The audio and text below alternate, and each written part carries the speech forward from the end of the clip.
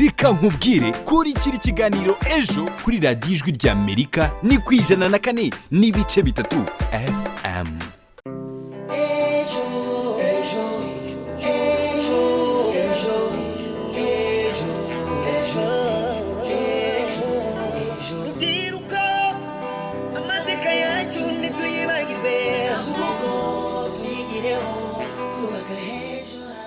Ndagusuhuje ukomeje gutega amatwi radiyo ijwi ry'Amerika ivugira ku murongo w'104.3 FM. Uyu ni umwanya w'ikiganiro ejo. Ikiganiro mutegurwa n'umuryango Ejo Eko ukorera i Kigali mu Rwanda ukifashisha itangazamakuru hagamijwe kwimakaza umuco w'amahoro mu Rwanda no mu karere k'ibiyaga bigari. Bimwe rero mu biri kubuza isi amahoro muri iyi minsi n'u Rwanda rwacu rurimo harimo n'icyorezo cy'indwara ya COVID-19 iterwa n'agakoko ko mu bwoko bwa corona. Iyi ndwara rero tugomba kwirinda dukaraba intoki, twirinda gukora ingendo zitari ngombwa ndetse twirinda no gusuhuzanya. Banyarwandakazi mwese aho muherereye ni mucyo mugerageze gukurikiza amabwiriza ya leta kugira ngo iyi ndwara itadutwarira ubuzima. Niba kandi hari ubanya korora afite ibicurane, afite umuriro cyangwa adahumeka neza, hamagara 114 n'umurongo utishyurwa bazahita baguha ubufasha. Twakomeje n'ikiganiro cy'uyu munsi. Umunyarwanda yaciye umugani ngo akabando k'iminsi gacibwa kare kakabikwa kuri. Kandi burya ngo agakono uzitwaza ushaje ugacukira umusore ukakabika kure kuko burya ngo bucya bwitwejo. Nshuti bakunze b'ikiganiro ejo, kumvise neza imigani dutangiye duca iragaruka ku ijambo ejo ndetse no kuzigama cyangwa se kwiteganyiriza ejo hazaza heza.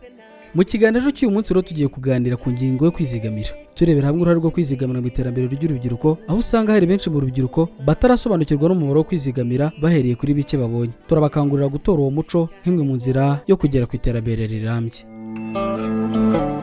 Mu mwaka wa 2008 abanyarwanda bitabiraga gahunda yo kwizigamira bari ku kigero cya 58%. No mu mwaka wa 2016 bari ku kigero cya 89%. Hari gahunda nyinshi guverinoma y'u Rwanda yagiye ishyiraho zafasha abaturage bose kwizigamira, harimo n'iyitwa Ejo Heza. Iyi gahunda igena abanyarwanda bose, baba bakora akazi ka leta, abahembwa ku kwezi, abanyabiraka, abahinzi ndetse n'abafite amikoro make. Muri iyi gahunda umunyarwanda uri mu cyiciro cya mbere n'icya kabiri atanga nibura 15,000 buri mwaka, leta ikamwongeraho 18 buri mwaka. Naho ku muntu uri mu cyiciro cya gatatu asabwa nibura kwizigamira 18,000, hanyuma leta ikamwongeraho 9,000 buri mwaka. Hanyuma mu cyiciro cya kane basabwa amafaranga y'u Rwanda 72,000 ku mwaka, leta nta kibongereraho. Mu kiganiro cy'uyu munsi turumva rumwe mu rubyiruko rwo mu mujyi wa Kigali twaganiriye batubwira impamvu babona bamwe mu rubyiruko batitabira gahunda yo kwizigamira. Turaza kandi kumva ubuhamya bw'umusore wo mu karere ka Musanze watangiye kwizigamira akiri muto, none ubu bikaba byaramufashije kwiteza imbere. Naho ku musozo w'iki kiganiro turaza kumva impuguke mu bijyanye n'ubukungu atubwira uko kwizigamira bikorwa, umumaro wabyo ndetse n'igihe nyacyo umuntu yagatangiriyeho kwizigamira. Iki kiganiro gihagararana n'Igena Roger Mizero Crispari ku buhanga bw'ibyuma. Naho njye mugiye kubana mu kiganiro cy'uyu munsi nitwa Jaime Muhawe nayo. Mbahaye ikaze. Reka nkubwire kuri kiri kiganiro ejo kuri radiyo ijwi ry'Amerika ni ku 104.3 FM. Reka rero mbere yuko dukomeza n'ikiganiro cy'uyu munsi mbanze nakire mugenzi wanjye Ukeza Christera ajya kutugezaho ibitekerezo mamwe aratugejeho mu biganiro byatambutse. Christera nguhaye ikaze.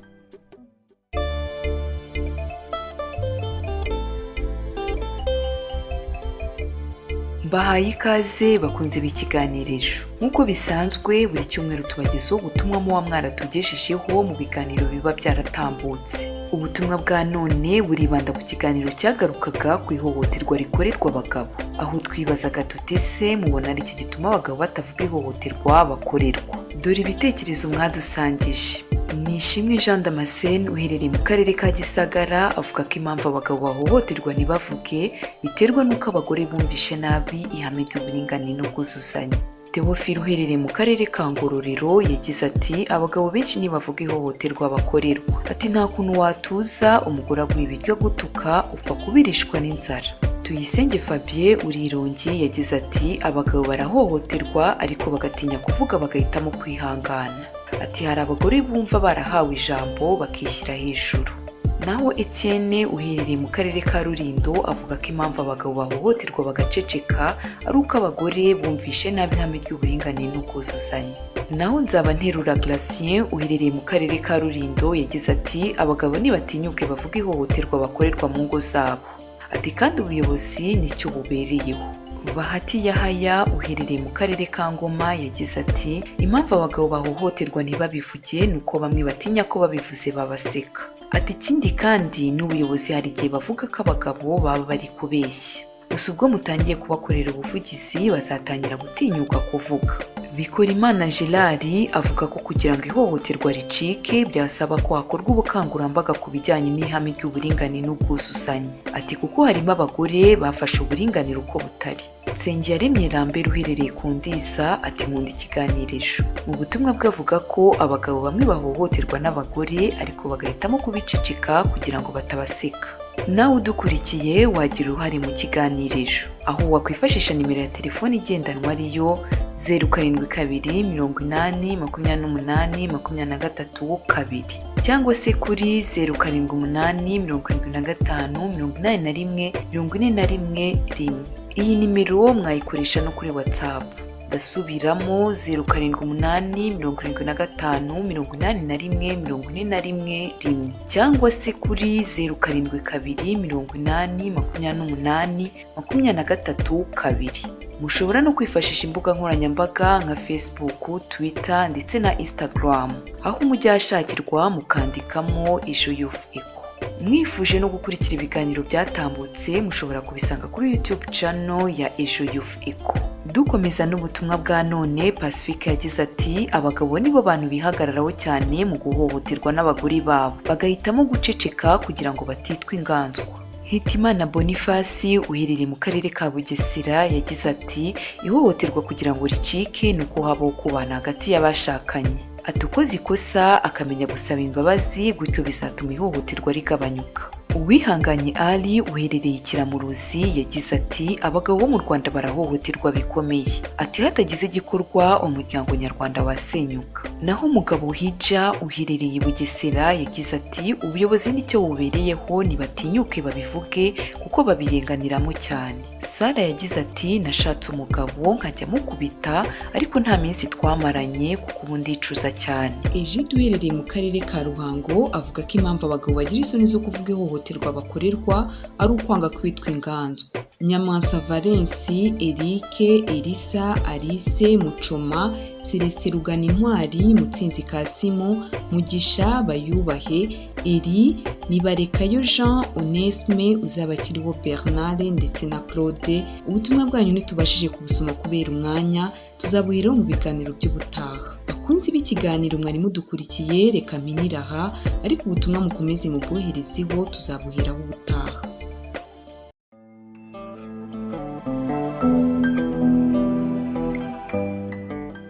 Urakoze cyane Christella kuri ibyo bitekerezo bakusanyije ukanabitugezaho, nanashimira abakunzi bacu baba barabyohereje.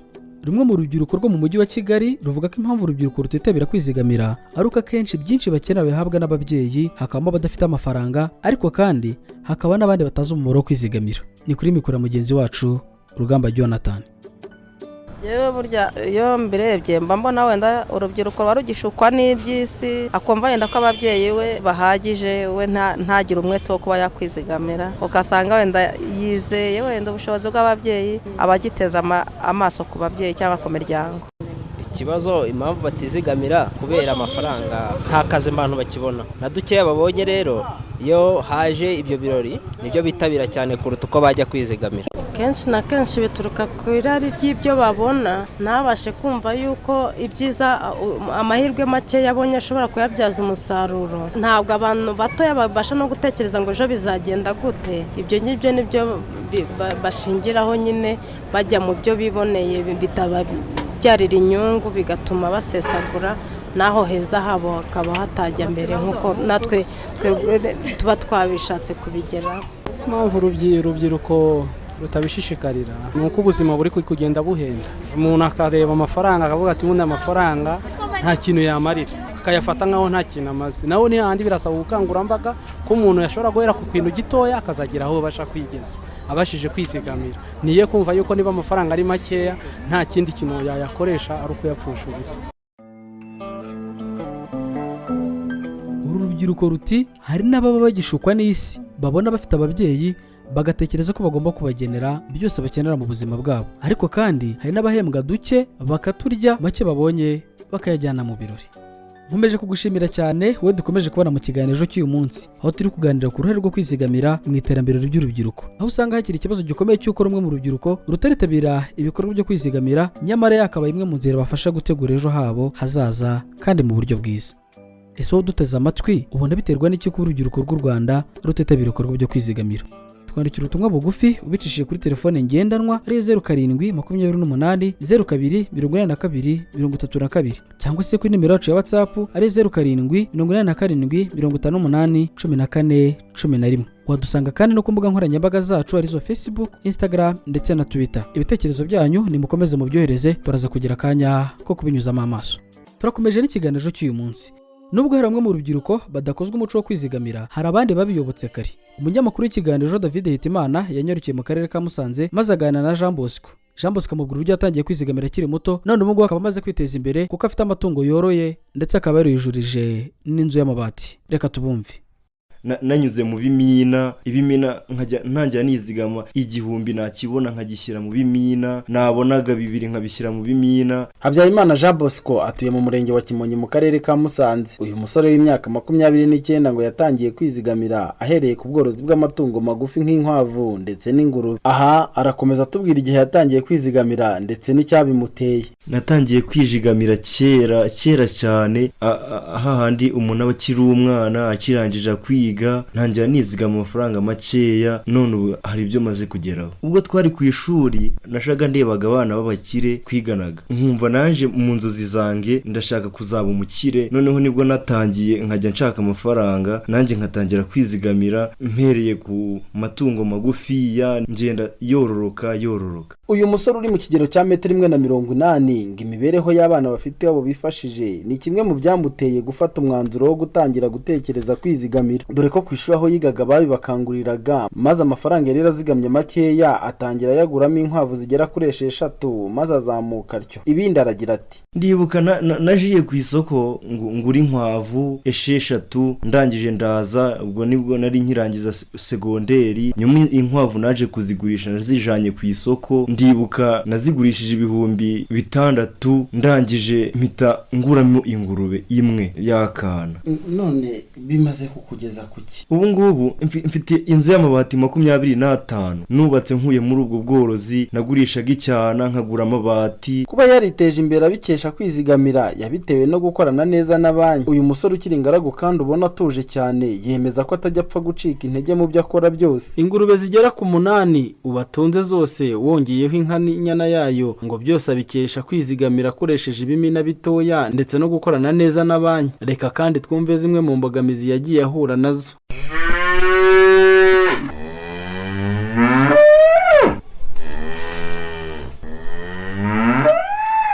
Ndibuka rimwe ubwo nari ndi guteganya kwishura gasako, nari mfite amafaranga 20,000. Noneho ndimo ndateganya ko ayo mafaranga nzashakiraho nandiga yose nkagatangira hamwe. Ingurube yanjye ibirarwaye, ingurube mbona biranyobeye, abaveterineri barayivura biranga. Uyu musore usanga yaribanza hanini ku bworozi bw'amatungo magufi abikesha kwizigamira, ngo yaba yaratunguranye cyane mu gace atuyemo, dore ko yaniyubakiyemo inzu ndetse akaba agiye no gukora ubukwe nk'uko byemezwa n'umuturanyi utashatse ko amazina ye tuyatangaza, tukaba twamuhaye izina rya Imana Ishimwe Faustin. Byaradutunguye kuno yiteye imbere ukabona yubatse inzu ahereye kuri utwo tuntu twebwe twabonaga atagera. Nomba n'ubu ngubu ngo yenda kujya gukora ubukwe kubera buri gihe yakundaga kudutungura. Yari umwana wizigamira, ukabona akorana n'amabanki, ukabona nyine agenda atera imbere buri munsi, bigaragara abantu bose babibona. Nubwo ngo nta byera ngo de, kuko mu nzira ya muntu atabura guhuramo n'ibizazane, Jean Bosco wagerageje kurwana nabyo nubwo bitari byoroshye, ngo hari ibyo yifuza kugeraho mu buzima bwe. Aha kandi arakomeza anatanga inama. Ni wifuza kugera ku kinoneho? Nifuza kugera kuri byinshi mu buzima bwange, harimo kuba nshaka kuba umumiliyoneri.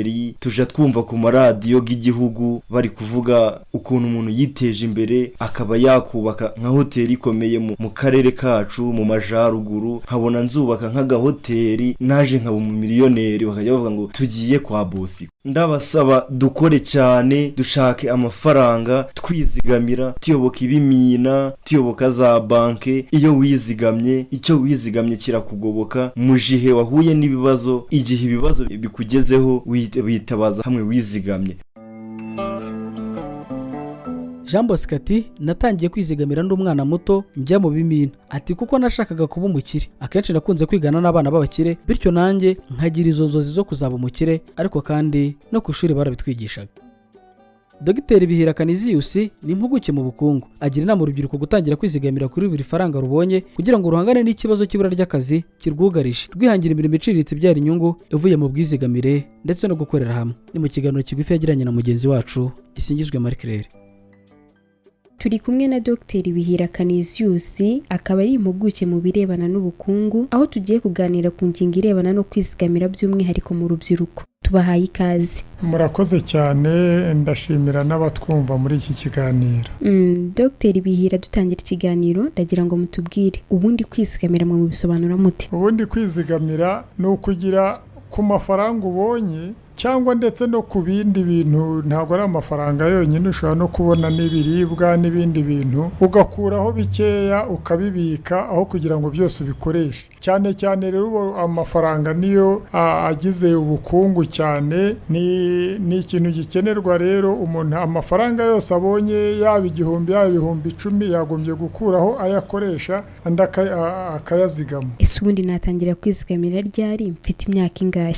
Ubundi kwizigamira igihe cyose ubonye umutungo ushobora kwizigamira. Ni ukuvuga ko rero kwizigamira nta hantu umuntu yavuga bigarukira. Hari n'abatangira ku giceri cy'ijana akazazamuka akagera ku mafaranga menshi kandi akayakoresha ibintu byinshi bimuteza imbere bigateza n'ubukungu bw'igihugu imbere. Uragira utubu byaroroshye ariko hari n'uwibaza aho yakura ubwo bwizigamire. Uru rubyiruko turi kuvuga rwakwizigamira y'urukuye hehe? Ubundi urubyiruko rwatangira kwizigamira ruhereye ku mafaranga aboneka yose uko yaba ari makeya kuko njya mbibona hari nk'urubyiruko rutera ibiraka nko mu buyede mu bufundi wabwira uti ngo ufungurize konte muri sako akabyaga kuko amafaranga abona arayanywera akayoganda akayarira amabroshete n'ibindi bintu mbese bajyamo by'amaniversary ibintu byinshi cyane binyuranye bitwara amafaranga no kugura amayinite. Ngewe rero icyo nagira inama urubyiruko nuko amafaranga abonye yose yabona igihumbi yabona 2 nasaturemo 2 akoresha igice ikindi akizigame. Ariya mafaranga umuntu azigamye niyo azavamo akazi abantu ntibongere kuvuga ngo nabashomeri kandi imirimo iriho. Turagana ku musozo w'ikiganiro twagiranaga ushingiye ku mibereho y'urubyiruko muri iki gihe cy'iterambere ukabihuza n'umuco wo kwizigamira ndetse n'uburyo bushoboka bwo kubonamo amafaranga usanga ariho urubyiruko rukwiye kongera imbaraga. Nge rero mbona ubungubu abana bakwiye kwiga umuco wo kwizigama kandi bakanakora. Hari abantu banavuga ngo abana ntibagakore ariko igihe arangije kwiga yagombye kugira ikintu akora bakamenya gukora kuko ntabwo wakwizigamira utakoze. Bagahera ku giceri cy'ijana bakabika inote ya 500 inote y'igihumbi ya 2 n'iya 5 ndetse bakagira no kumenya kwishyira hamwe gukorera hamwe. Burya ni ibintu bigira akamaro cyane. Ubu bwo kubona amafaranga byaroroshye rwose usanga umwana bamuha minervari bakamuhayo bamupfunyikiye impamba ariko ikibazo gihari nuko usanga abantu ubu hari ibintu byinshi bibarangaza byagera ku bintu byo kwizigama ugasanga ntabwo bibashishikaje. Murakoze cyane. Dr Bihira Canisius ati nta myaka yo gutangira kwizigamira ibaho ahubwo igihe cyose ubonye urufaranga wakaba wizigamira. Atari n'abatangiye ku giceri cy'ijana none ubu ngubu byabateje imbere babaye bakiri. Reka rero mbere ko dusoza n'ikiganiro cy'uyu munsi nongere nakire mugenzi wanjye Ukeza Christera ajya kutugeza ibitekerezo mwamaze kutugezaho mu kiganiro cy'uyu munsi kivuga ku kwizigamira nk'imwe mu zirafasha urubyiruko kwiteza imbere. Kurikira ijwi ry'urubyiruko mu kiganiro ejo.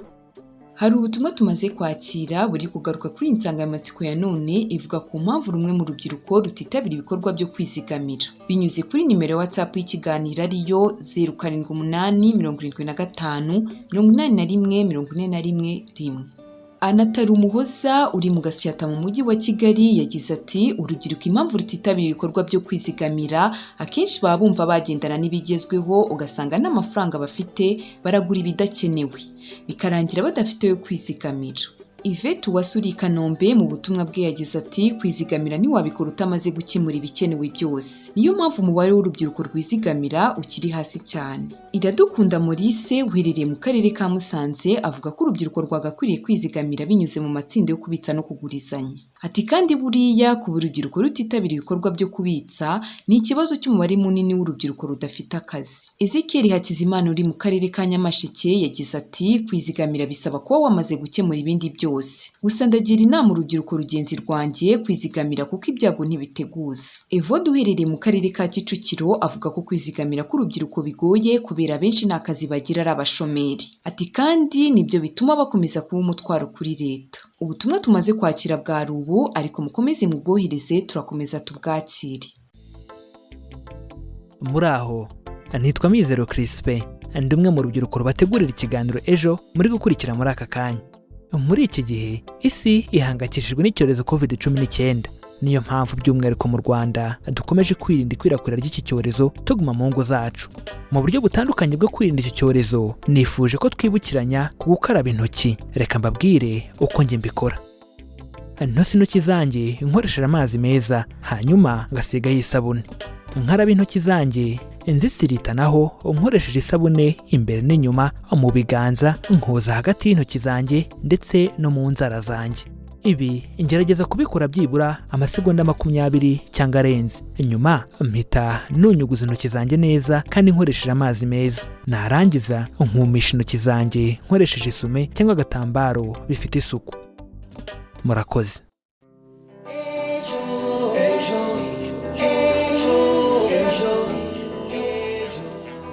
turaganira ku musozo w'ikiganiro cy'uyu munsi, ariko mbere yuko nsohoka muri studio ndabibutsa ko twaganiraga ku ngingo irebana n'uruhare rwo kwizigamira mu rubyiruko, aho usanga hari bamwe mu rubyiruko rutitabira ibikorwa byo kwizigamira kandi yakaba imwe mu nzira yabafasha kwikura mu bukene. Muri iki kiganiro twumvise rumwe mu rubyiruko rwo mu mujyi wa Kigali twaganiriye, aho bavuga ko zimwe mu mpamvu zituma urubyiruko rutizigamira harimo kuba batazi umumaro wabyo, ariko kandi hakaba hari n'abumva ko byinshi bakenera bagomba kubihabwa n'ababyeyi babo. Twumvise kandi Jean Bosco ni umusore w'imyaka 29 watangiye kwizigamira akiri muto, none bikaba byaramugiriye inyungu, harimo ndetse no kuba yariyujurije inzu ye bwite. No ku musozo w'iki kiganiro twumvise Dr. Birakaniziyusi agira inama urubyiruko gutangira kwizigamira bakiri bato kandi bagatangirira ku mafaranga make babonye nk'imwe mu nzira yazabafasha kwiteza imbere. Ese wowe twabanye mu kiganiro cy'uyu munsi ubona biterwa n'iki kuba hari urubyiruko rutitabira ibikorwa byo kwizigamira? Dusangiza igitekerezo cyawe, urugero cyangwa inyunganizi.